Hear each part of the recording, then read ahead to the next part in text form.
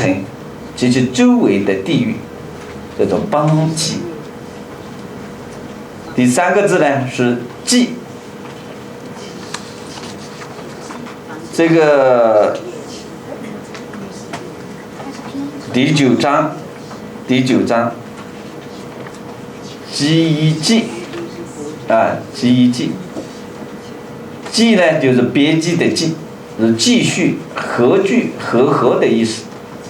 这个记啊本身是指那个马折成一箩搓成线，这个记啊的原意是这个。还有一个字呢，第四是息，积习尽致，也是第9章的木木文王，于积习尽止。这个息呢，康熙的息啊，这个息是光明、光大、晒干、和落的意思，是吧？这是第10章，你们那里书呢就没有我这没有章，是吧？你看我编的书呢都加了个题目的，是没有章节，没有章节，第9章是吧？我这个就很好看，很好找，是吧？第10章是玉，大家看一下上面玉，这个要读玉，玉石的玉，是吧？水边望去的地方，什么叫做玉啊？结果我们很多老师带学生读澳大利亚的澳啊，启澳这个地方要读玉，所以要读韵律学、文字学、韵律学，是吧？水边望去的地方叫玉。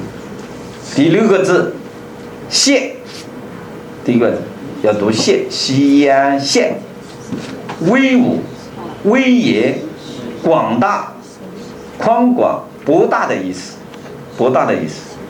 大家现在不要写，反正这个发给大家的是吧？考给大家都有。我们看一下讲，连续有3个基本同音的，轩呢是通火字旁这个轩，盛大、高尚、谢扬的意思，这个轩。第3个轩是遗忘、忘记的意思。第11章有一个呜呼，我们不能读个吁息啊，不能读吁息，是呜呼，是一个叹词，相当于现代汉语里面的哎呀的意思，是吧？呜呼，你不能读吁息，是吧？这个一定要懂韵律学了。第10个字谐句之道，谐句之道是谐是衡量、量度、规范的意思啊，这个谐啊，这个多了一个谐啊，这个锯呢是制作方形物件的工具，锯呢拿起来量嘛，量东西，规矩就是来量方形的一个工具嘛，量物件的工具嘛啊。第11个字呢是赤，不异语、不直视、淡的意思啊，27章。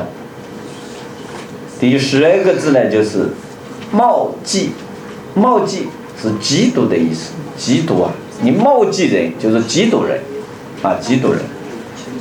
13个字呢就是挥笔，是使把的意思，好，这10几个字，最难理解的几句话啊，我认为你把这几句话了解了，大学你就都懂了，都可以讲了，是吧？我就认为这几句话大家很难解释的，争论比较大的。第1句是大学之道，大学怎么解？现在全国大概有10几种观点，最多的观点认为大学呀就是古代的现在的大学，我认为这个观点绝对不对。过去呀还在春秋战国末期、战国中期，那么还没有明确哪个办了大学，是吧？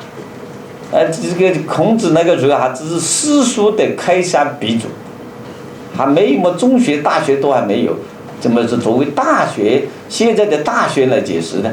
他认为现在办大学的宗旨就是三点，我不赞成这个观点，还有很多很多观点。我赞成呢，怎么解释呢？就是修身治国、齐家治国的大学问。你看30章全部讲修身、修心、齐家治国平天下的大道理，是吧？他怎么讲这个？现在怎么大学里面办大学要做好三件事情？这个显然不通。第二个呢，有一个争论最大的，就是大学的在亲民，在明德，大家基本上没争论。在亲民，因为是朱熹你看在中国历史上理学的集大成者，是吧？那么朱熹解释这个亲民的亲啊，他翻译成为新旧的新，着新民，在于着新民。我们过去听老师讲都是讲翻成新民，所以我呢不主张是翻成新民，新民根本不通了，无法讲下面，也无法讲题目，是吧？与本意啊，我认为不合。所以我的理解是这样的：大学之道，就是修身治国大学问。道，规律、原则、要求、领导，都有这么多说法。道理、道路、规律、原则，在古代的道还有一个字，领导的意思。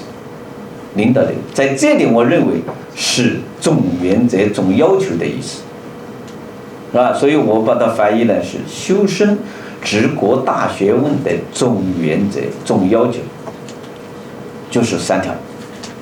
实际呢，我通俗的讲，我讲大学是什么？就是政治家怎么做官，怎么做人，就主要讲这两点。做人怎么管理家庭，也是做人的道理。这个内容嘛，是吧？那么在于3条，在于第一个明是动词，弘扬的意思，发扬的意思，啊，明德，发扬。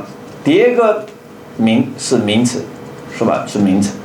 那么在于弘扬光辉的品德，在于亲爱平民百姓。我们做官的修身治国啊的目的啊，你就是要弘扬光辉平等，在于亲爱平民百姓。